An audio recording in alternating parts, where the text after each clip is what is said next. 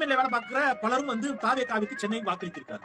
இவன் எவனாவது சோத்துல முன்னாடி தட்டுல சோறு போட்டு உட்கார்ந்துருப்பான். அந்த சோத்தை சாப்பிடுறாங்க, அந்த சோறுல உப்பு போட்டு சாப்பிடுறாங்க.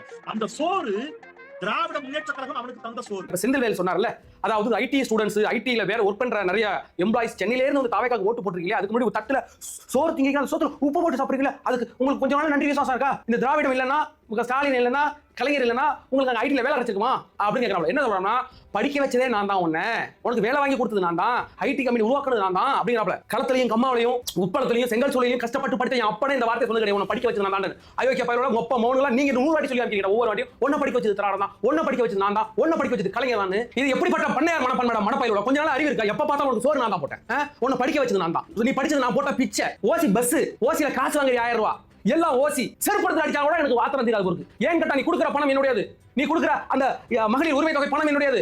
இந்த பஸ்ல போறாங்களா பெண்கள், அவங்களுக்கு உரிமை தொகை கொடுக்கறது என் காசுல கொடுக்குற, எல்லாம் மக்கள் காசுல கொடுத்துட்டு நீ ஏன் பெருமையை கிரெடிட் நீ தெரிகிற?